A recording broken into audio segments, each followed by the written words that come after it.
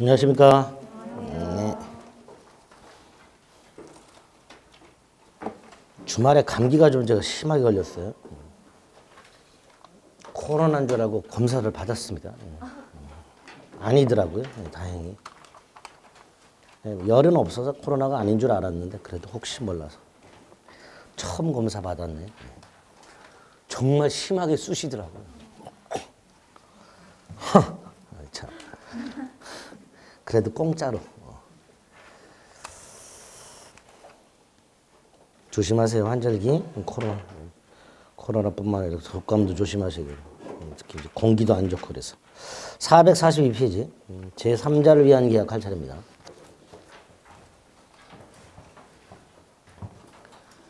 계약법 총론을 보고 있습니다. 계약의 뜻을 받죠. 청약과 승낙이 합치해서 채권 채무를 발생시키는 법률행위 그렇습니다. 그리고 계약 자유원칙과 약관 규제에 관한 법률행위입니다. 계약의 종류라고 해서 몇 가지 구별했고요.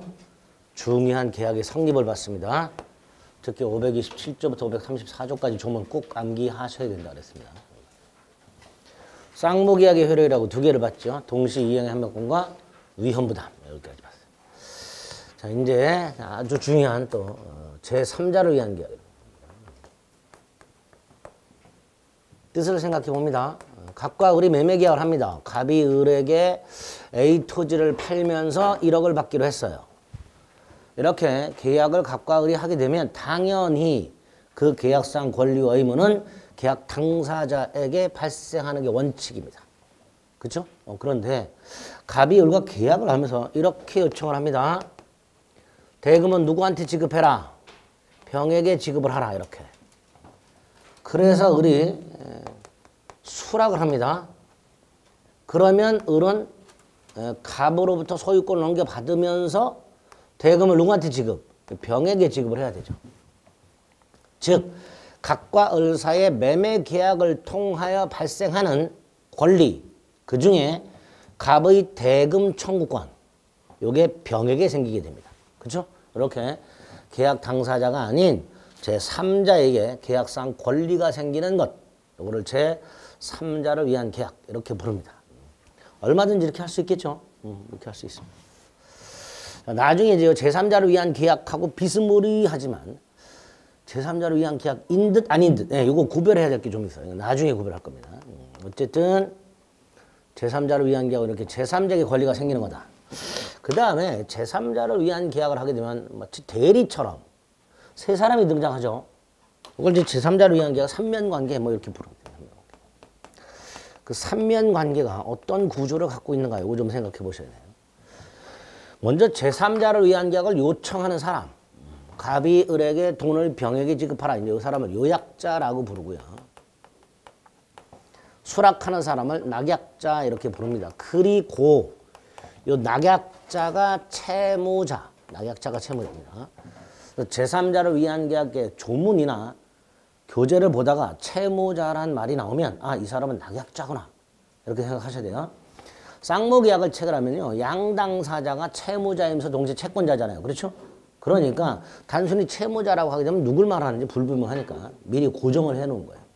제3자를 위한 계약에서 채무자란 누굴 말한다? 낙약자. 그 다음에 얘는 이제 제3자로서 수익을 받겠죠. 수익자 이렇게 될 거예요.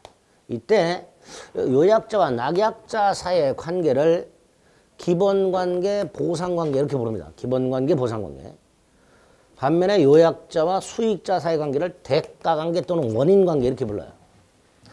그리고 이 관계가 제3자를 위한 계약에 어떤 영향을 미치는가 이걸 생각해 보셔야 되는데 먼저 병이 갑과 을이 이렇게 계약을 했고 병이 을에게 대금을 청구한 경우에 병이 을에게 야 1억 내놔 이렇게 청구한 경우에 을이 아직 갑으로부터 소유권을 넘겨받지 못하고 있는 상태다. 그럼 을은 당연히 병한테 나 아직 갑으로부터 소유권 넘겨받지 못했다. 돈 못 주겠다. 라고 할 수 있어야죠. 그건 당연한 거죠. 그러니까 여기에 뭔가 문제가 생겼을 때 이 기본관계에 뭔가 문제가 생겼을 때 요약자가 됐든 낙약자가 됐든 나 이행을 못하겠다. 항변, 거절, 대항 할 수 있다. 이렇게 돼야 되겠죠. 나 아직 소유권 못 넘겨받았으니까 돈 못 주겠다. 이렇게 할 수 있어야 될 거예요. 당연한 거죠. 반면에 갑이 을에게 소유권을 넘겨주면서 병이 대금을 청구한 경우에 을이 잠깐만 너하고 갑하고 무슨 관계냐 도대체. 네 둘의 관계가 밝혀질 때까지는 나는 돈 못 주겠다.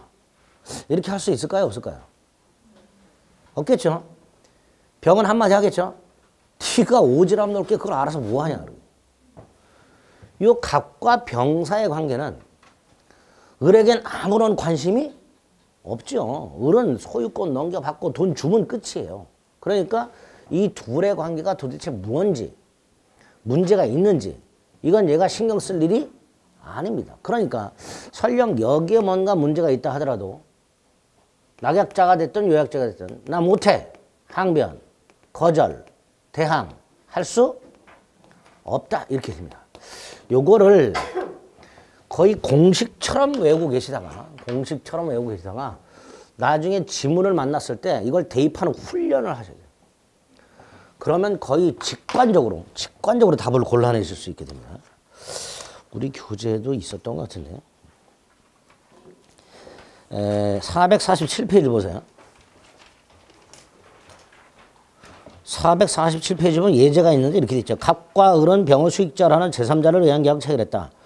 틀린 것을 골라라 했는데 동그라미 1번에 보니까 갑은 대가 관계의 부존재라고 돼 있죠.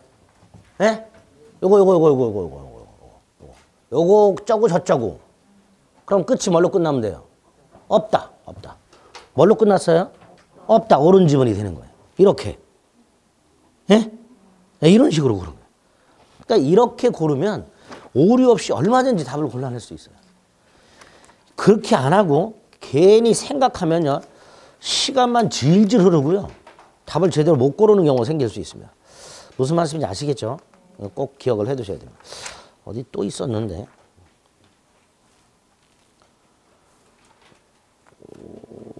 468페이지. 19번을 보세요.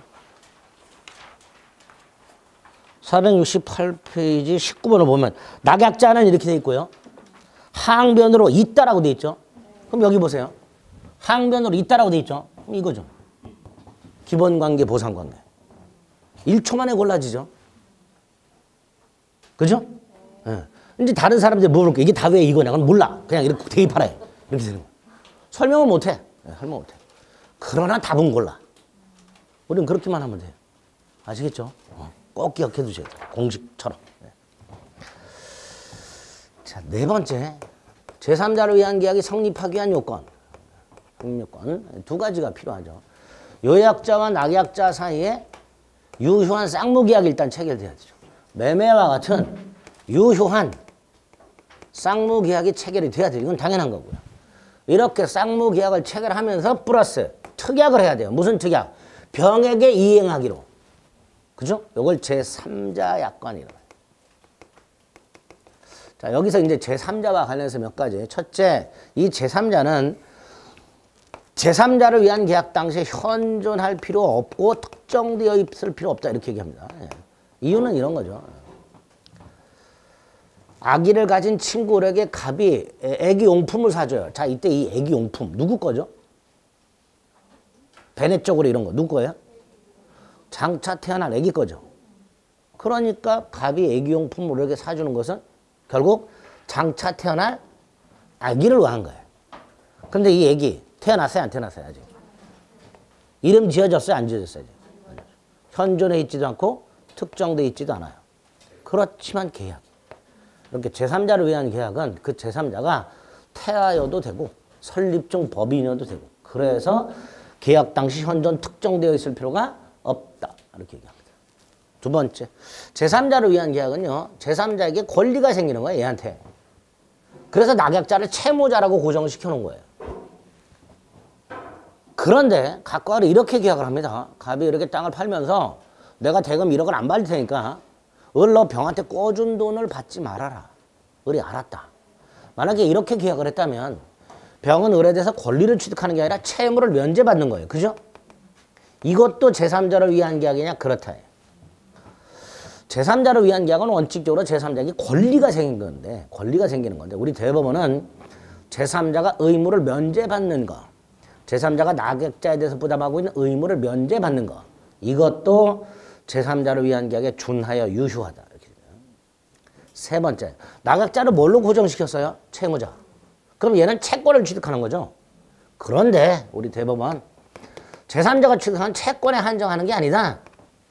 이런 경우도 있지 않냐. 을이 갑에게 내가 1억을 줄 테니 땅은 병에게 갖다 줘라. 그럼 병은 물권을 취득하게 됩니다. 그렇죠. 또 갑이 갖고 있는 특허권을 을이 사면서 특허권 명의는 병의 이름으로. 그럼 병은 특허권을 취득하게 됩니다. 이런 식으로 제3자가 취득하는 것은 낙약자를 채무자로 고정해 놨기 때문에 제3자가 취득하는 것은 주로 채권이지만 오로지 채권은 아니다. 채권에 한하는 것은 아니다. 물권도 되고 특허권도 되고 이렇게 될 겁니다. 세 가지 정도를 제3자와 관해서 기억하셔야 됩니다. 다섯 번째. 자, 여러분이 병입니다. 여러분이 병이에요. 여러분 병이라고 생각하세요. 갑에게 1억을 꿔준 게 있어요. 그런데 갑이 전화가 왔습니다. 여러분한테 1억을 을한테 받아라. 그리고 전화를 톡 끊어 갑이. 여러분 기분이 좋아요? 찜찜해요? 찜찜하죠? 어떤 분은 좋다고 그러는 분이 계시는데 그게 왜 좋지? 찜찜한데? 나는 을을 잘 모르는데? 당연히 병은 아 싫다. 네가 갚아라. 나 을 잘 모른다. 라고 할 수 있어야 되죠. 다시 말해서 갑과 을의 계약만으로 병의 의사를 개무시한 채 권리 취득을 강요해서는 안 되는 겁니다. 그렇죠? 어느 누구도 다른 사람에게 권리 취득을 강요해서는 안 되는 거예요. 그러니까 둘 사이에 이런 제3자를 위한 계약만으로는 다이렉트로 병에게 권리가 생기는 게 아니다. 제3자에게 권리가 생기려면 별도의 요건이 필요하다 해서 우리 민법이 규정을 하나 만들어 놨어요.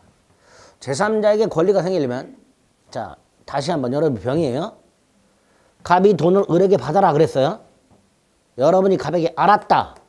그래야 권리가 생기겠죠. 아닙니다. 병이 갑에게 알았다가 아니라 을에게 알았다 그래야 돼요. 을에게. 갑이 병에게 1억을 을한테 받아라. 병이 갑에게 알았다. 했다 하더라도 병의 권리는 생기지 않고 병이 을에게 연락을 해서 야 갑이 너한테 돈 받으러 한다. 나한테 돈 내놔. 라고 해야 병에게 권리가 생기도록 하고 있습니다. 즉 제3자가 요약자가 아닌 낙약자에게 수익의 의사를 표시해야 제3자에게 권리가 생기도록 하고 있습니다. 조문은 낙약자라고 하는 데 있고 뭐라고 해놨을까요? 채무자. 요거 요약자에게 해야 한다 이렇게 나온 적이 있어요. 아닙니다. 낙약자한테 해야 됩니다. 다시 한번 갑이 병에게 1억을 을에게 받아라. 병이 갑에게 알았다. 권리 안 생깁니다. 병이 을한테 야 나한테 돈 내놔 이렇게 해야 병에게 권리가 생긴다는 거 기억하셔야 됩니다.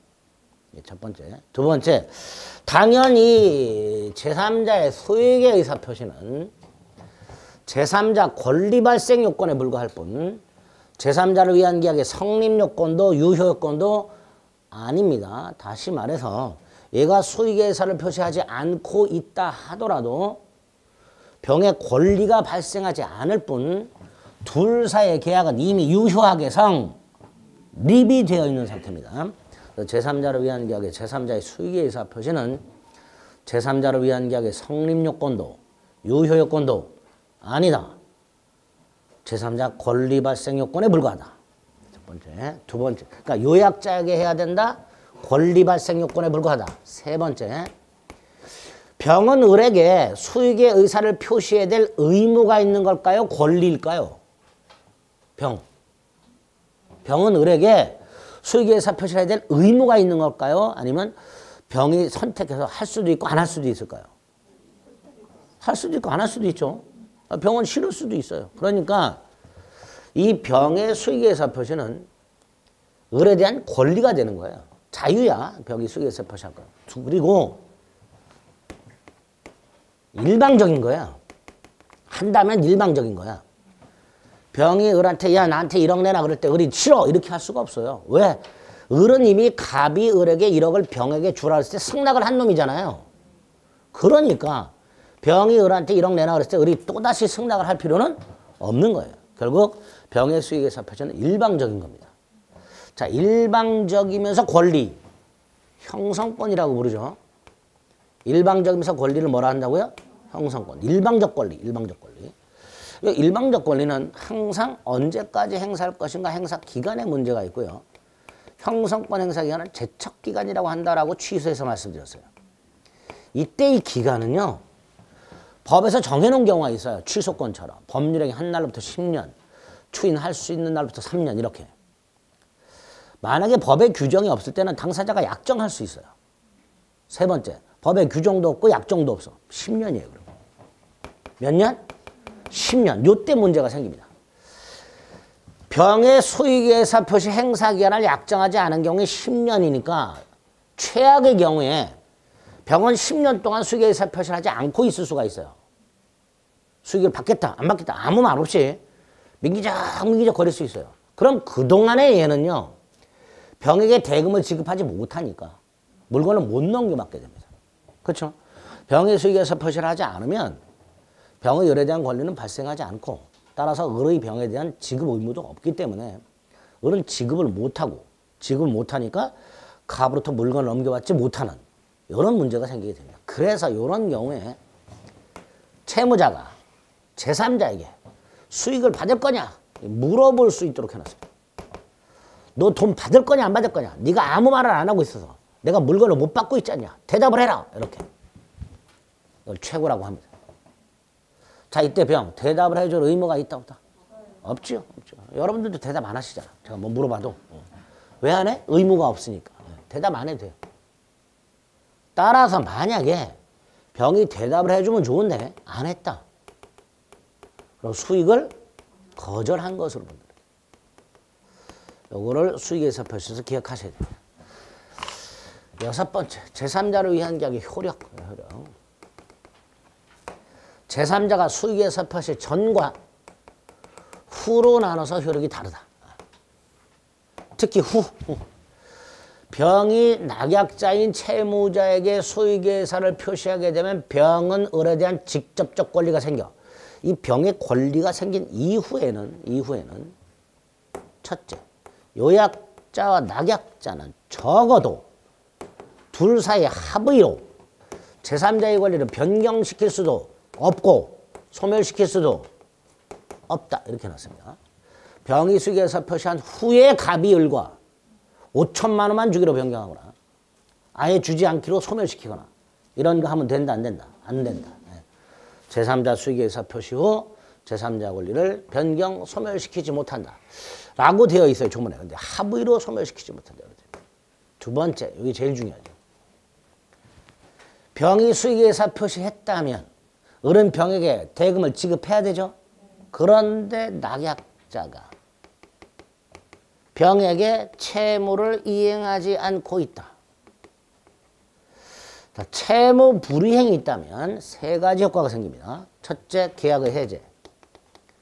두 번째, 주고받은 게 있다면 돌려주고 돌려받아라. 세 번째, 별도로 뭐 한다? 손해배상 청구예요. 세 가지. 자, 요 세 가지. 병이 을에게 수익예사를 표시했음에도 불구하고 을이 채무를 이행하지 않고 있을 때 첫째, 해제. 해제 누가 해야 될까요? 요약자가 해야죠. 제3자 병은 계약 당사자가 아닙니다. 따라서 제3자가 계약을 해제할 수는 없습니다. 잊지 마세요. 아주 중요합니다. 요약자가 해제합니다. 그 다음 더 중요한 건 원상회복도 요약자와 낙약자 사이에 이루어져야 돼요. 원상회복도. 그래서 만약에 갑이 을에게 대금 1억을 병에게 주라고 했는데 을이 5천만 원만 줬어. 나머지 5천을 지급하지 않아. 그래서 계약이 해제됐어. 그럼 일단 을은 지급한 5천만 원을 돌려달라고 해야 되겠죠. 누구한테 해야 돼요? 을? 병이 아니라 갑에게 해야 됩니다. 갑에. 병에게는 원상회복을 청구를 못합니다. 대법원도 낙약자가 제3자에게 일부 또는 전부를 이행을 한 상태에서 계약이 해제되었을 때 낙약자는 그 제3자에 대해서 이행한 부분의 원상회복이나 부당이득 반환을 청구할 수가 없다라고 얘기합니다. 그래서 원상회복도 요약자와 낙약자 사이에 이루어져야 한다. 그리고 병은 손해배상을 청구하게 됩니다. 손해배상은 누가 청구한다고요? 병, 제3자가. 이유는 을은 병한테 이행을 했어야 되죠. 안 했죠. 그러니까 손해는 얘한테 생기는 거예요. 이행이익이라고 지난주에 말씀드린 게 있습니다. 계약과 관련된 손해가 두 개가 있다 그래서 실내이익 배상하고 이행이익 배상하고 구분을 어떻게 한다 그랬죠? 계약이 무효일 때는 실내이익 배상, 계약이 유효인데 이행이 안 됐을 때는 이행이익 배상이라고 그랬죠. 제3자로 위한 계약은 유효하고요. 을은 병에게 이행을 했어야 돼요. 근데 병에게 이행을 안 했으니까 그 손해는 누구한테 생긴 거다? 병. 그러니까 병이 뭘 하게 된다? 손해배상을 청구하게 됩니다. 세 가지 아주 중요해요. 나머지는 크게 어렵지 않은데요. 첫 번째 봤을 때 저 공식하고요. 요구하고 이 두 가지는 오늘 반드시 머릿속에 넣어두셔야 됩니다. 요 정도만 알고 계시면 됩니다. 442페이지 제3자를 위한 계약이라고 조문이 있습니다.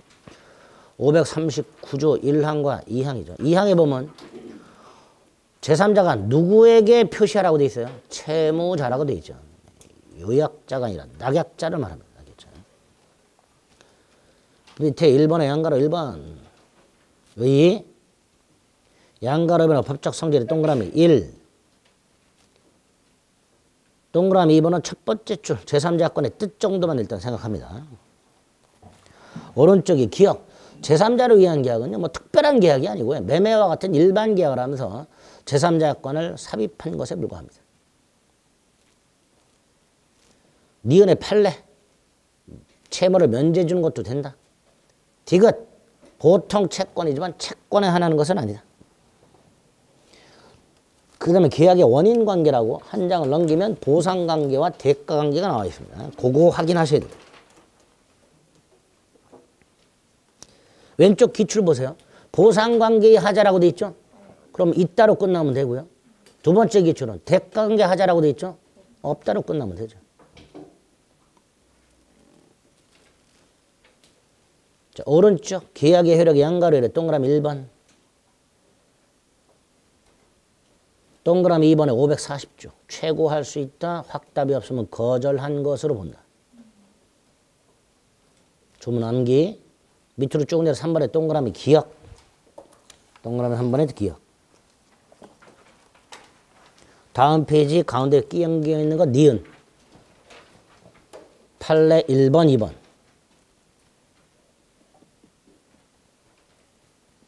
됐죠? 그 정도입니다. 그 정도. 나머지는 반복하는 것들이에요. 나머지 앞에 나와 있는 걸 다시 한번 반복하고 있으니까 딱 그 정도 체크하시면 제3자로 위한 계약 얼마든지 풀으실 수 있습니다. 다시 한번 오른쪽 예제 보세요. 동그라미 2번. 갑을 간의 계약이 해제되었을 때 을이 병에게 급부한 게 있어. 이때 을은 병에게 돌려달라 할 수 없다. 없다. 3번 병이 수기에서 표시했어. 근데 을의 채무 불이행이 있어서 갑이 계약을 해제했어. 병은 을에게 뭐 할 수 있다? 손해, 배상을 청구할 수 있다.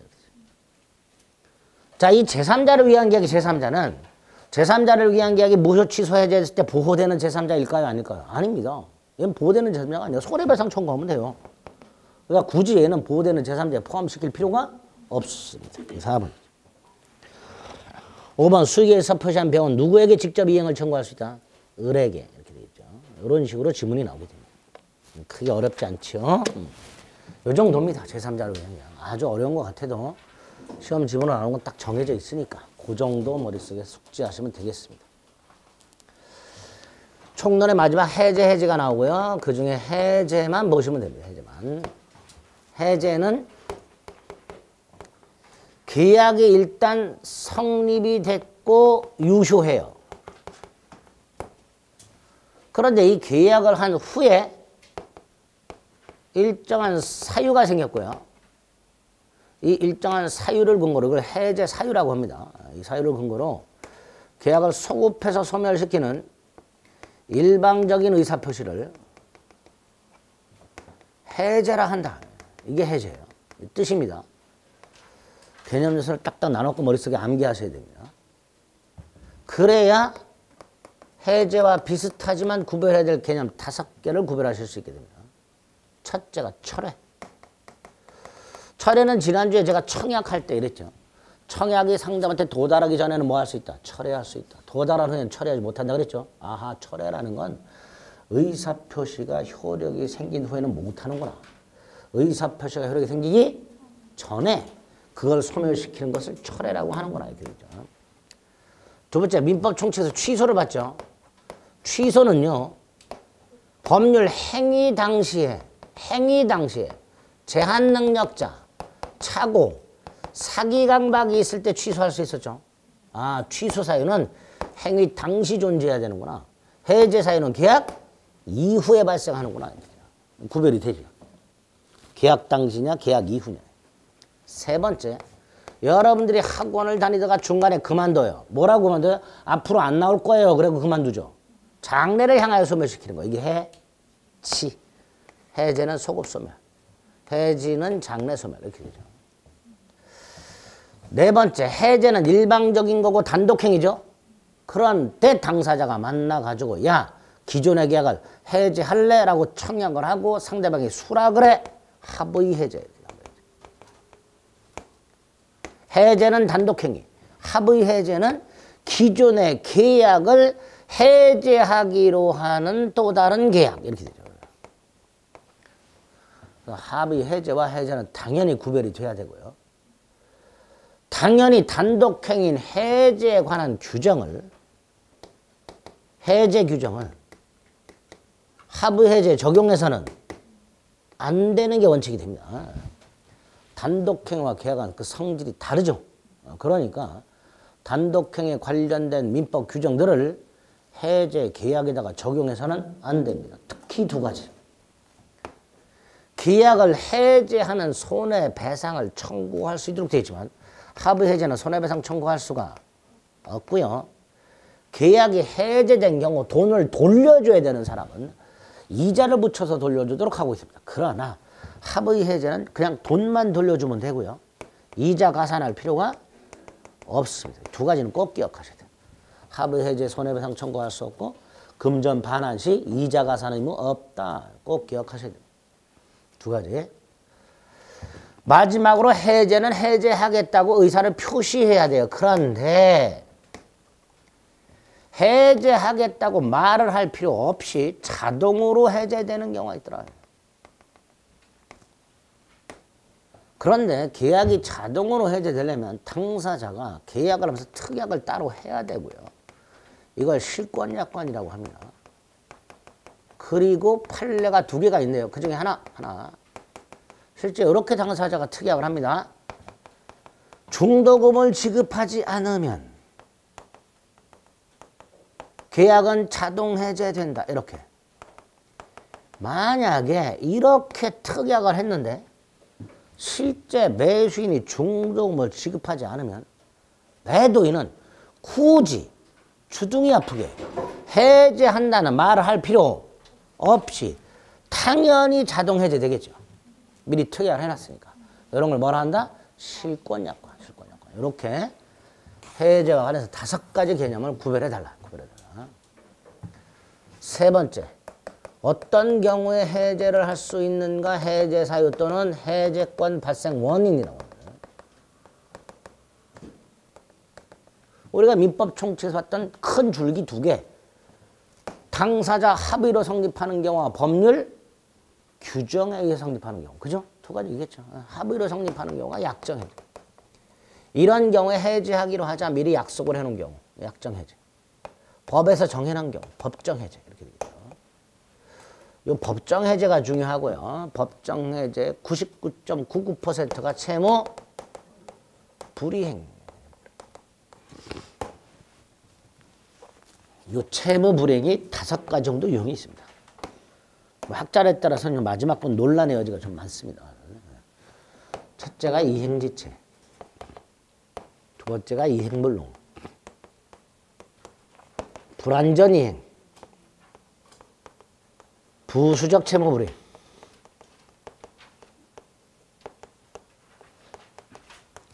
채권자지체, 수령지체. 이렇게.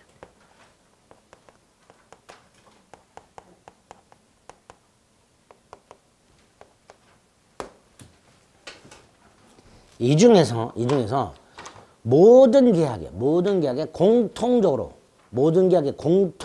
적용되는 것, 이걸 일반적 법정 해제 사유라고 해요. 모든 계약에 공통적으로 적용되는 거. 어떤 특별한 계약에만 적용되는 걸 개별적 법정 해제 사유라고 하는데요. 근데 나중에 각각 계약에 가면 따로 나오니까. 모든 계약에 공통적으로 적용되는 법정 해제 사유로 규정을 하고 있는 게 두 개입니다. 우리 민법에 규정 있는 게 두 개예요. 이행지체와 이행불능. 이거 두 가지를 규정하고 있습니다. 먼저 이행지체. 이행지체는요, 이행을 할 수 있음에도 불구하고 정당한 이유 없이 고의 또는 과실로 이행을 하지 않고 민기적. 이게 이행지체죠. 이행지체. 두 가지 형태가 있습니다. 보통의 이행지체와 정기행위 이행지체가 있어요. 보통의 이행지체가 가장 기본적인 거죠. 뭐가 있죠? 대금 미지급이 있죠. 1월 30일 날 대금을 지급하기로 한 매수인이 대금을 지급하지 않고 있더라. 이게 이행지체가 됩니다. 가장 기본적인 거예요. 자, 이럴 때 매도인은 바로 계약을 해지할 수 있나? 그건 아니고요. 상대방에게 기회를 한번 줘라. 상당한 기간을 정해서 이행을 독촉하고, 촉구라고 하죠. 이행 최고. 촉구라고 합니다. 이행을 독촉하고 그래도 이행하지 않으면 계약을 해지할 수 있다. 이렇게 놨습니다. 여기 대원칙입니다. 544조. 자, 여기서 두 가지. 첫째, 기간을 정하지 않고 최고한 경우. 1월 30일 날 잔금을 치르기로 한 매수인이 잔금을 주지 않아. 다음날 매도인이 그냥 돈 내놔. 언제까지나 말 안 하고 그냥 돈 내놔. 이게 최고의 효력이 있는가? 최고의 효력이 있어야 해제권이 생깁니다. 최고로서 효력이 없으면 해제권이 생기질 않아요. 이런 의미가 있어요. 최고의 효력이 있다라는 말은 해제권이 생긴다 이런 뜻이고, 최고의 효력이 없다라는 말은 해제권이 발생하지 않는다 이런 뜻이에요. 그러니까 법에서 분명히 상당한 기간을 정해서 최고하도록 하고 있는데, 기간을 정하지 않고 최고했다면 최고의 효력이 있는가? 해제권이 발생하는가? 이런 문제가 있습니다. 또 하나, 기간을 정해서 상당하지 않아. 1월 30일 돈을 안 줘. 다음날 갑이 이렇게 10분 내로 돈 내놔. 이렇게 해서 기간은 정하긴 정했는데 상당하지가 않아. 이런 경우. 이렇게 기간을 정하지 않고 최고한 경우 또는 상당하지 않은 기간을 정해서 최고한 경우에도 최고의 효력이 있는가? 있다. 판례예요. 그래서 이 경우에는 상당한 기간이 경과할 때까지 이행을 하지 않으면 계약을 해지할 권리가 생긴다. 라고 얘기합니다. 첫 번째고요. 두 번째, 보통의 이행지체는 이렇게 상당한 기간을 정해서 최고하라 그랬죠. 안 해도 되는 게 있더라. 최고 필요 없는 경우가 있더라. 최고 필요. 최고 없이 해지할 수 있는 게 있더라. 첫째가 당사자가 특약한 경우, 야, 우리 이행지체가 있으면 구질구질하게 매달리지 말고 그냥 바로 해지하기로 하자. 라고 특약할 수 있다. 예? 1월 30일 날 매수인이 잔금을 안 주면 뭐 구질구질하게 다시 쪼고 그럴 필요 없이 그냥 다이렉트로 계약을 해지할 수 있다. 라고 특약한 경우. 일단 당연히 최고 필요 없을 거예요. 또 하나가 30일이 대금지급길인데 1월 28일쯤 매수인이 매도인에게 연락을 해서 30일이 되더라도 나는 돈 줄 생각이 전혀 없으니까 돈 달라 소리 하지 마. 이러고 전화 톡 끊었어. 채무자가 미리 이행하지 않겠다는 의사를 분명하게 표시했어. 이걸 이행 거절이라고 합니다. 만약에 이렇게 1월 28일쯤 매수인이 돈 줄 생각이 전혀 없음을 표시했다면 매도인은 첫째, 30일까지 기다릴 필요가 없죠. 이행기를 기다릴 필요가 없고요. 두 번째, 매도인이 자신의 반대 의무로 이행 제공할 필요가 없죠. 예? 그리고 상당한 기간을 정해서 이행을 최고할 필요 없지요. 안 하겠다는 놈을 뭘 쫙? 돈 안 주겠다는 놈을 뭘 기다려줘? 뭘 자신의 반대 의무를 뭐하러 제공해? 뭘 독촉해? 그럴 필요 없이 해지할 수 있게 됩니다. 이게 이행 거절이죠. 물론 예외가 있습니다. 그건 나중에 볼 거고요. 이렇게 채무자가 미리 이행하지 않겠다는 의사를 분명히 표시했을 때는 최고 필요 없다. 이행기를 기다릴 필요도 없다. 해제할 수 있게 됩니다. 정기행위, 법률행위의 성질이나 당사자 의사에 의하여 정한 기간 내 이행을 해야 되는 경우. 예를 들어서 제가 장례식장에 조화를 하나 주문을 했어요. 당연히 이 조화는 근조화, 발인 전까지는 장례식장에 도달해야 되죠. 안 했어, 확인해 봤더니. 그러면 위에처럼 장례식 발인을 한 일주일 뒤로 미루고 다시 한번 가져가고 독촉을 한 다음에 그다지 안 갖고 뭐 해제? 이상하죠? 당연히 최고 필요 없다. 이렇게. 여기서 조심하실 것은 정기행 이행지체가 있을 때 최고할 필요 없이 해제 권이 생기는 거고요. 자동으로 해제되는 것은 아닙니다. 해제 의사표시는 따로 해야 됩니다. 이렇게 나온 적 있죠. 정기행 이행지체가 있는 경우에는 최고할 필요 없이 해제된다. X. 해제된다가 아니라 해제할 수 있다. 이렇게 돼요. 정기행 이행지체가 있을 때 당연히 해제되는 건 아니고요. 최고 없이 해제 권이 생길 뿐입니다. 그거 조심해 주시면 됩니다. 이행불능은 이제 주로 매도인. 매도인의 귀착 사유로 목적물이 멸실이 됐어요. 그럼 매도인이 이행할 수가 없게 됐죠. 갑이 이렇게 자동차를 팔았고 30일 날 자동차를 넘겨주기로 했는데 28일쯤 갑이 운행을 나갔다가 갑의 귀착 사유로 사고 나서 폐차를 해버렸어요. 그럼 더 이상 갑은 1월 30일 날 자동차를 넘겨줄 수가 없게 됐죠. 이때 매수인 을은 30일까지 기다릴 필요가 있어요, 없어요? 자신의 대금 지급 의무를 이행 제공할 필요 있어요, 없어요? 내놓으라고 최고할 필요 있어요, 없어요? 없지. 똑같아. 요 이행불능이 생기면 이행거절하고 똑같아. 매수인은 이행기를 기다릴 필요도 없고 자신의 반대 의무를 이행 제공할 필요도 없으며 매도인에게 이행을 최고할 필요도 없이 계약을 뭐 할 수 있다? 해지할 수 있다. 이렇게 되겠죠. 뭐 이행불능은 요 정도 기억하시고. 자, 그 다음에 세 번째, 불완전이행. 불완전이행은요, 이행을 했는데 제대로 안 한 거예요. 이행을 했는데 제대로 안 한 경우. 이정환이가 강의를 했는데 3시간 반 중에서 30분만 강의하고 나머지 3시간은 보궐선거 얘기만 하고 나갔어. 그럼 돼요, 안 돼요? 안 되잖아요. 강의를 한답시고 하긴 했는데 제대로 안 했단 말이죠. 이걸 불완전이행이라고 합니다. 어떤 기본서를 보니까 부인이 반찬을 제대로 만들지 않은 경우 뭐 이렇게 나오던데. 그게 뭐 불완전이에요? 어떤 책에 보니까 얘가 거기 있어. 깜짝 놀랐어. 부인이 반찬을 제대로 만들지 않은 경우. 그게 불완전 얘기래요. 그렇죠. 깜짝 놀랐어요. 야, 도대체 이 책을 쓰신 분은 조선시대 사시나? 부인이 반찬 만드는 게 채무예요? 요새는 남자가 만들어줘야죠. 그죠? 행복하게 살려면.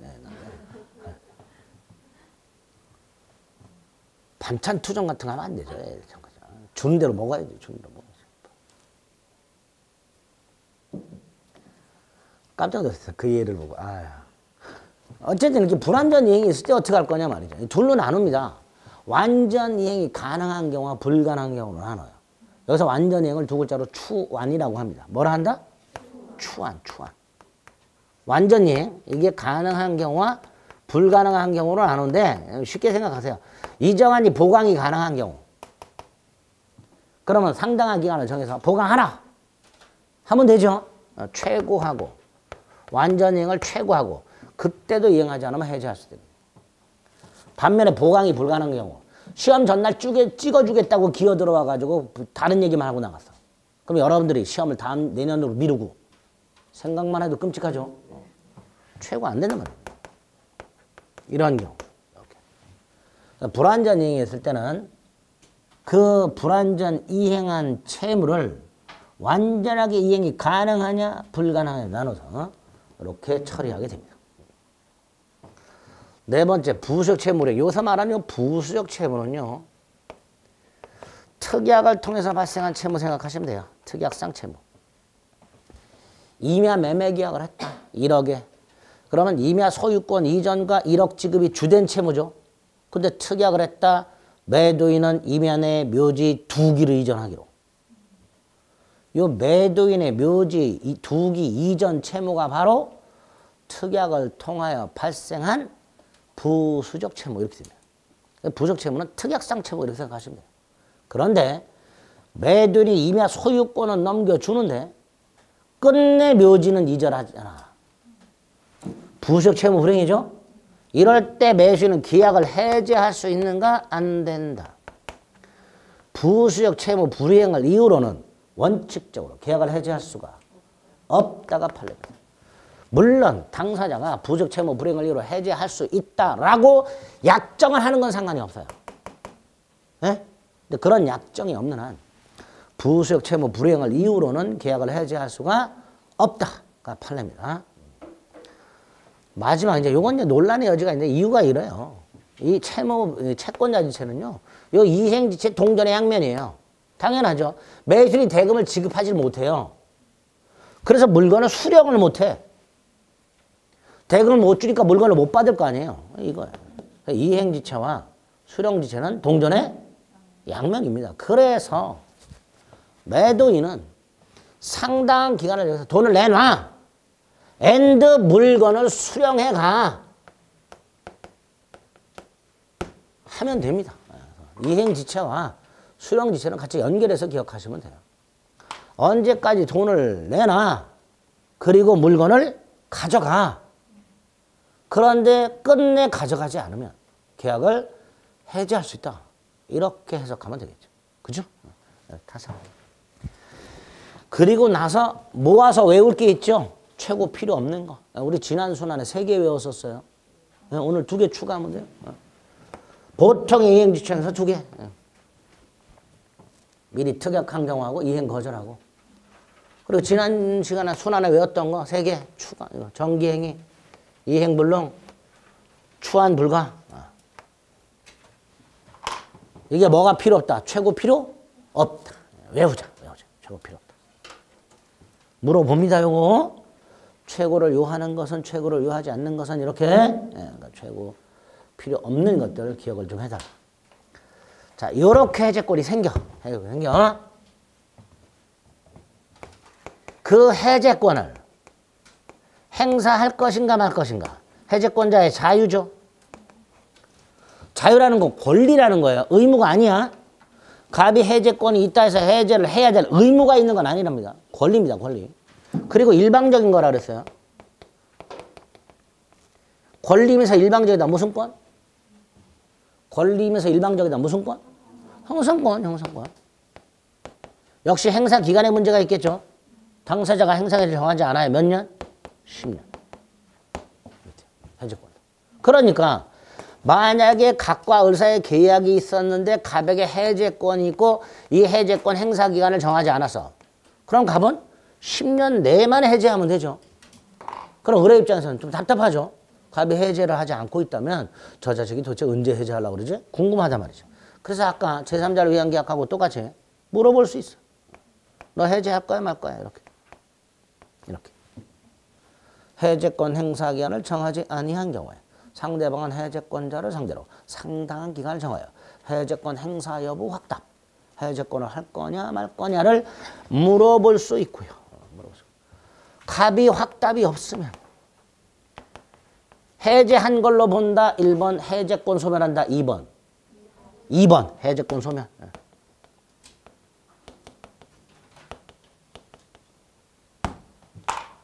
상대방이 최고했음에도 불구하고 확답이 없으면 해제한 것으로 본다. X. 해제권은 소멸한다. 이게 해제권 특별한 소멸 사유.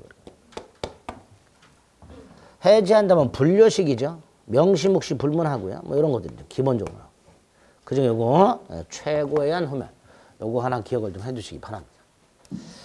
그 다음에 아주 중요한 게 또 나오죠. 해제 사유 중요하고요. 요게 이제 또 중요하죠. 채무 불이행을 이유로 하는 지금 본 거 법정 해제의 효과.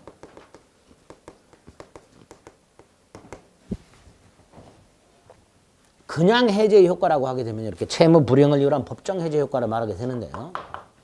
첫째, 계약은 소급해서 소멸. 계약은 처음부터 없었던 상태 이렇게 되죠. 두 번째, 받은 게 있다면 돌려주고 준 게 있다면 돌려받아라. 원상 회복. 의무. 세 번째, 채무자의 채무 불이행이 있었죠. 그러니까 당연히 채권자는 뭐 할 수 있다? 손해, 배상 청구. 세 가지. 자, 그중에 소급소멸.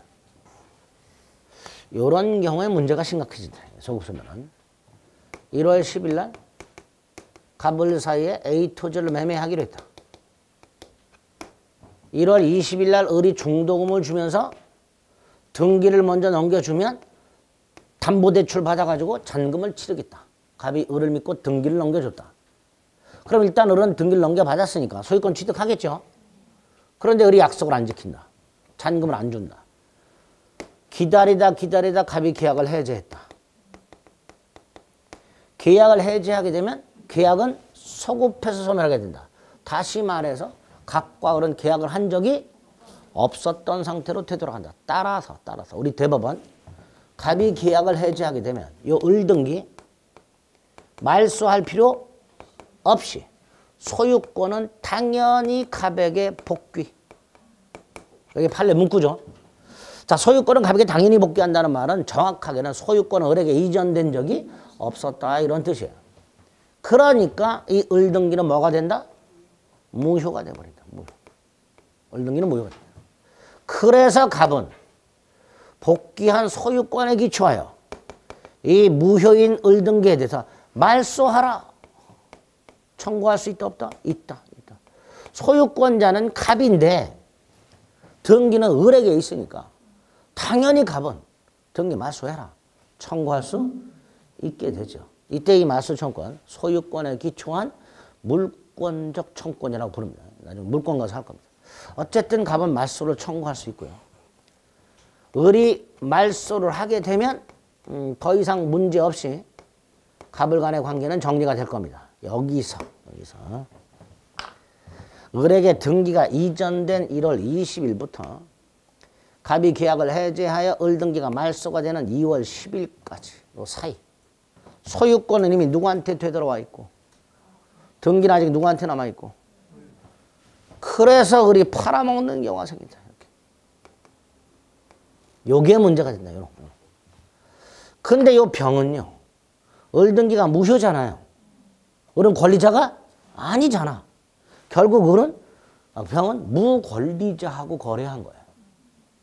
따라서 병은 소유권을 취득할 수 있다 없다? 없다. 라는 문제가 생깁니다.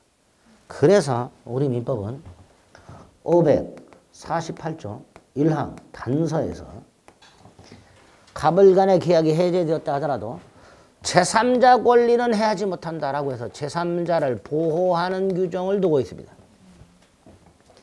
이때 이 제3자가 누구냐 아주 중요하죠. 예? 갑하고 병 둘 중에 하나는 죽어야 되잖아요. 그렇잖아요. 소유권을 되찾아온 갑과 소유권을 취득한 병이 박 터지게 싸워서 둘 중에 하나는 죽어. 그러니 제3자는 아니냐가 얼마나 또 중요할까. 그렇죠? 그래서 요 제3자에 해당하는 놈과 해당하지 않는 놈 이걸 이제 나중에 구별하셔야 돼요. 구별은 나중에 하시고 일단 제3자가 도대체 누구냐 그 기준만 간단히 생각을 해봅니다. 첫째가 우리 대법원이 이 제3자를 일단 두 그룹으로 나눕니다. 두 그룹으로 한 그룹은 갑이 을과의 계약을 해제하기 전에 을과 거래한 병 해제 전 있을 수 있죠. 또 하나는 갑이 을과의 계약을 해제했는데 을등기가 말소가 되기 전에 을과 거래한 병 이 둘로 나눠요. 해제 전 제3자와 해제 후 말소 등기 전 제3자 나눠. 이렇게 나누고 해제 전 제3자는 선악을 묻지 않는다. 해제 후 말소 등기 전 제3자는 선의만 보고 된다. 여기서 선의 악의는요. 뭐에 대한 선악이냐. 을 등기 무효라는 사실에 대한 선악을 말해요. 을 등기가 무효라는 사실. 을이 권리자가 아니라는 사실에 대한 선악을 말합니다. 그런데 해제 전에는 아직 을등기가 무효가 되기 전이니까 을등기가 무효라는 사실에 대한 선악이 있을 수 없지요. 그러니까 선악 불문하는 거예요. 반면에 갑이 을과의 계약을 해제했다면 을등기가 무효가 돼버렸죠. 그러니까 그때는 그 무효라는 사실에 대한 선의의 제3자가 보호를 하게 됩니다. 그래서 해제 전 선악 불문, 해제 후 말소등기 전 선의 구별하셔야 돼요. 또 하나는 소유권을 되찾아간 갑과 맞서서 이기는 사람이잖아, 얘가. 그러니까 얘는 적어도 외형상 완전한 권리자로 보여야 돼요. 그래서 부동산에 대해서는 등기를 갖추고 있어야 되고 동산은 점유를 이전받은 상태여야 됩니다. 그래야만 보호되는 제3자다 라고 얘기하게 됩니다. 그 기준 두 가지를 기억해 주세요. 됐죠? 그리고 나중에 이제 그 기준에 따라서 제3자 있놈과 아닌 놈 구별하시면 될 겁니다. 이건 나중에 제가 외우도록 할 거예요. 그 외운 거 가지고 문제 풀면 됩니다. 민법을 자꾸 이해 과목이라고 하시는 분들이 계시는데 외워야 돼. 암기 과목이에요. 암기만이 살 길이다. 앞으로 자주 듣게 됩니다. 나중에. 이게 첫 번째 계약의 소급 소멸에서 문제가 생기는 경우입니다. 두 번째가 원상회복 의무화이며 우리 민법 총칙에서요. 계약이 무효인데 이행을 한 상태다. 그럼 돌려주고 돌려받자. 그걸 뭐라 그랬죠? 부당 이득 반환 그랬어요. 근데 부당 이득 반환이 그 범위에 문제가 있었어요. 취소해서 말씀드렸었죠. 거스름 또는 더 거슬러 받았다 부당 이득이다. 돌려줘야 되는데 어떻게 돌려줘요? 선악에 따라 달랐죠. 그런데 특칙이 있었어요. 제한 능력. 미성년자 같은 제한 능력자가 계약을 취소했을 때는 미성년자는 선악을 묻지 않고 이익이 현존하는 한도에서만 반환하라 그랬죠. 그게 첫 번째 특칙이에요. 또 하나의 특칙이 요겁니다. 원상회복도요. 부당이득 반환의 일종인데요. 특칙이에요. 어떤 특칙이냐? 선악불문 전부 반환해라. 선악을 묻지 않고 깡그리 반환해라. 갑하고 을로는 처음부터 계약을 하지 않았던 상태로 되돌아가는 거니까 물건도 주고받지 않았던 상태로 되돌아가야 된다. 그러니 선악을 묻지 않고 이익이 있는지 여부를 묻지 않고 깡그리 반환해라. 그래서 원상회복 의무라고 따로 부르게 되고 부당이득 반환의 특칙이다. 이렇게 얘기하게 됩니다. 구체적으로 물건을 받은 매수인은 그 물건 자체를 돌려주면서 사용이익도 돌려줘라. 이렇게 돼요. 대금을 받은 매도인은 돈을 돌려주면서 돈 받은 날부터 이자까지 붙여서 돌려줘라. 원물 반환 플러스 과실 반환, 금전 반환 플러스 이자 반환. 특히 이 이자는 돈 받은 날부터 가산하라 라는 명문 교정까지 두고 있습니다. 돈 받은 날의 다음 날이 아니라 돈 받은 날부터. 자, 요때 이자. 연체 이자인가요? 매도인이 돈을 돌려주는 걸 연체해서 붙는 이자인가요? 아니잖아요. 부당이득 반환이에요. 부당이득. 따라서 당사자나 선령 연체 이율의 약정이 있다 하더라도 이 이자는 연체 이자로 계산하는 게 아니죠. 어쨌든 부당이득 반환의 일종이다. 그리고 당연히 요거는 동시에 이행이 되어야 공평하겠죠. 원상 회복 의무 사이 동시 이행 관계 이렇게 될 겁니다. 부당이득 반환의 특칙이다. 구체적으로 선악불문하고 전부 반환해라. 원물 반환 플러스 과실 반환하고 금전 반환 플러스 받은 납부터 이자 가산하고. 그리고 그 의무는 동시 이행 관계다. 뭐 이 정도. 그 다음 이제 따로 이제 손해배상 청구가 규정이 되어 있는데요. 이것도 당연히 규정이 돼야죠. 갑과 을이 1억 매매 계약을 했고 을이 1천만 원 계약금을 준 상태에서 나머지 잔금을 안 주고 있더라. 그래서 갑이 계약을 해지를 해버렸더라. 그럼 이때 갑은 받은 계약금에다가 이자까지 붙여서 돌려줘야 되죠. 을의 채무 불이행 때문에 계약이 해제됐음에도 불구하고 갑은 일단 받은 돈에다가 이자까지 붙여서 돌려줘야 되니까 뚜껑 열리지. 그러니까 따로 뭐 해라? 손해 배상을 청구할 수 있도록. 야, 너 때문에 계약했으니까 나 돈 못 돌려줘. 이게 아니고요. 돈 돌려주는 건 돌려주는 거고요. 따로 뭐 하도록? 손해 배상을 청구하도록. 그래서 이 손해배상 청구는 551조에서 계약의 해지 또는 해제는 즉 해지 또는 해제로 인한 원상회복 의무와 손해배상은 아무런 영향이 없다. 따로 청구할 수 있다. 이렇게 규정을 하고 있는 거예요. 자, 이때 이 손해배상 다시 실내이익배상일까요? 이행이익배상일까요? 이거 무슨 이익배상일까요? 다시 한번 실내이익은 계약이 무효일 때, 이행이익은 계약이 유효일 때. 무슨 이익배상이에요? 이행이익이죠. 왜? 계약이 유효한데 이행을 안 했잖아요. 네? 계약이 유효인데 이행을 안 했잖아. 그러니까 상대방은 이행을 받았어야 되는데 이행을 못 받았으니까 손해가 생겼겠죠. 무슨 이익배상이에요? 이행이익배상. 이행이익배상인데 이 이행이익배상은요 계산하기가 굉장히 어려워요. 실내이익은요 실제 발생한 손해이기 때문에 계산기 두드리면 금방 나와요. 근데 이행이익은 잘 생각해 보세요. 이행을 했어야 되는데 안 했기 때문에 발생한 손해잖아요. 이행을 받았더라면 생길 이익. 이게 이행이익 손해예요. 이행을 받았더라면 추정치예요. 추정치. 이행이익은 추정치야. 그래서 이 이행이익은 계산 공식이 따로 있어요. 독일 놈들이 만든. 이 공식이 만만치가 않아요. 그래서 일반인들은 계산하기가 되게 힘들어요, 이게. 그래서 보통 사람들은요, 이 경우에 실내이익을 계산해서 청구하는 경우가 있어요. 당연히 법원은요, 뭘 청구해야 되는데, 이행이익을 계산해서 청구해야 되는데, 실내이익을 계산해서 청구하면 기각을 해야 돼요. 다시 계산해와라. 이렇게. 그런데 법원 입장에서도 이거 계산이 만만치 않아요. 근데 당사자가 이걸 청구해서 얼마나 고마울까? 법원 입장에서. 그죠? 안 고마울까? 고맙지. 울고 싶을 때 뺨 때려준 거하고 똑같잖아. 그래서 우리 대법원이 채무 불이행을 이유로 계약이 해제된 경우에는 이행이익배상을 청구하는 것이 원칙이다. 그런데 이거 청구해도 돼. 원칙은 이행이익배상을 청구해야 된다. 그러나 실내이익배상을 청구하는 것도 무방하다. 라고 판결하고 있습니다. 순전히 지들 편하려고. 뭐 그런 의미입니다.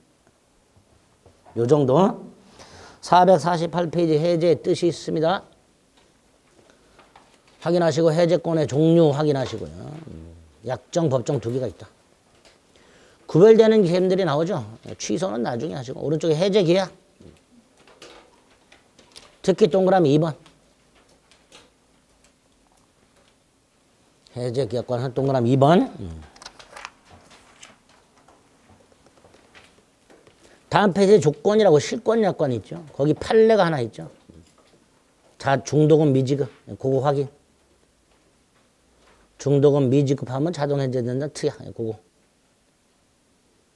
오른쪽에 해제권 발생에 2번 법정 해제권. 양가로번 이행 지체가 있죠. 조문 확인.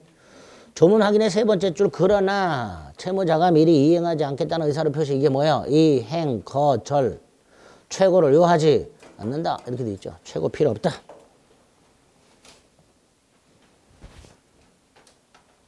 밑에 동그라미 1번 보통의 이행지체. 상당 기간을 정해서 최고하라. 여기서 문제가 되는 게 다음 페이지. 동그라미 니은. 상당한 기간을 정한 이행이 최고라고 돼 있죠. 그 중에 B. 파란 거. 상당한 기간에 미달하는 최고라고 돼 있죠. 또 그 밑에 반드시 기간을 명시해서 최고할 필요는 없다라고 돼 있죠. 아, 기간을 정하지 않고 최고하거나 상당하지 않은 기간을 정해서 최고한 경우에도 해제의 효력이 있구나. 최고의 효력이 있구나. 이렇게 돼 있죠. 그리고 오른쪽 맨 위에 예외. 채무자가 미리 이행하지 않을 의사를 표시한 경우는 최고를 요하지 않는다. 이렇게 됩니다. 리얼. 최고로 하지 않고 바로 해제할 수 있다는 특약. 유효하다. 최고해야 해제할 수 있죠. 근데 최고 없이 해제할 수 있다면 해제권 발생 요건을 감경한 거죠. 완화한 거죠. 그죠? 해제권 발생 요건을 경감하는 특약이라고 부릅니다. 545조 정기행위 기억에 의의가 있고요. 니은 확인합니다. 특히 버럭해 줘야 되는 거. 다음 페이지 이행 불능. 이행할 수 없는 거라 그랬죠. 동그라미 2번. 쭉 내려서 양가로 3번 불완전 이행 둘로 나눠 추한 가능 불가능. 그리고 오른쪽 맨 밑에 양가로 5번 부수적 채무 불이행을 이유는 해제 못한다. 뭐 그 정도. 사장 변경 잊지 마세요. 해제권 행사 543조 상대방에게 하라. 일방적인 거죠. 그렇죠? 동그라미 1번 두 줄 해제권은 형성권이며까지. 그 정도만 기억하죠. 오른쪽 해제 효과 중요하죠. 548조 1항과 2항이 있고요. 551조가 있습니다. 특히 551조 조문 자체가 잘 나옵니다. 양가 알반 계약은 소급해서 실효된다. 원상회복 의무와 손해배상 의무가 있다. 자, 그럼 자세하게 2번 계약의 소급표 양가로 1번 양가로 1번 제3자 보호되죠. 자, 오른쪽 동그라미 1번에 기억 보호받는 제3자란 해제된 계약으로부터 기초로 해서 새로운 이해관계를 맺었고 등기 인도 등을 갖춘 자. 이렇게 되죠. 그래서 보호받는 제3자인 경우와 아닌 경우를 구별해야 되고요. 우리는 아닌 경우만 나중에 외우시면 됩니다. 오늘 외울 놈이 하나 있어요. 누가 있죠? 제3자를 위한 계약의 제3자. 누구라고요? 제3자를 위한 계약의 제3자. 가운데 거 읽지 마시고요. 461페이지로 가보세요. 표가 있죠? 괜히 가운데 거 읽지 마시고 머리만 아파. 표가 있죠? 거기 두 번째 보호되지 않는 제3자가 있죠? 그놈들 조심하시면 돼요. 그놈들. 그놈 중에 한 놈이 빠진 놈이 있네요. 제3자를 위한 계약의 제3자. 누가 있다고요? 제3자를 위한 계약의 제3자. 어디 사라졌네? 예. 제3자를 위한 계약이 해제되었을 때 그 제3자는 손해배상 청구할 수 있다고 그랬잖아요. 그걸로 뭐 하면 돼요. 굳이 548조 1항 단서 제3자에 포함시킬 필요가 없습니다. 그 다음에 그 동그라미 1번에 보니까 채권이란 말이 보여요. 동그라미로 해제에서 소멸하는 채권 양수. 보여요? 채권 동그라미. 동그라미 1에 채권 양수의 채권 동그라미. 동그라미 2번에 채권 자체에 가압류해서 채권 동그라미. 찾으셨어요? 네, 그 두 개만 딱 봐요. 그럼 답이 골라지는 경우가 되게 많아요. 밑에 예제 보세요. 보호되는 제3자 해당하지 않는 자를 모두 고른 것은 이렇게 돼 있죠. 기억에 채권 양수 보여요? 디귿에 채권 압류 보여요? 네. 두 놈. 이렇게 고르지 않고 그냥 읽어보세요. 기억니은 디귿을. 어떤 놈인지. 이런 놈들 만나본 적도 없어요. 우리는. 어떤 놈인지 이해도 안 돼. 그러니까 이걸 이해해서 풀려고 그러면 안 풀려요. 이해가 안 되기 때문에. 키워드로 찾는 거야. 채권, 양수, 채권, 압류 이렇게 딱.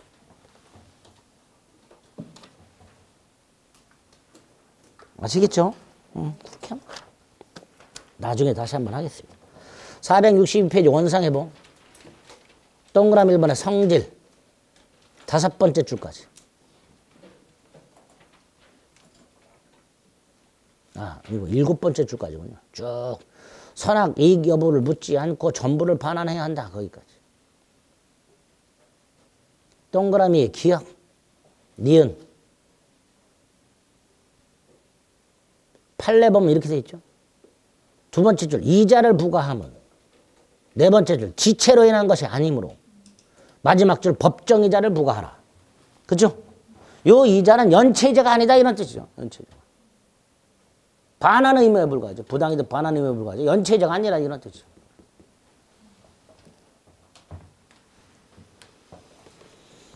오른쪽 손해배상 동그라미 1번 하고요. 밑에 판례. 이행이익 배상을 구하는 것이 원칙이지만 실리익 배상을 구할 수도 있다. 그렇게 돼 있죠. 그 정도.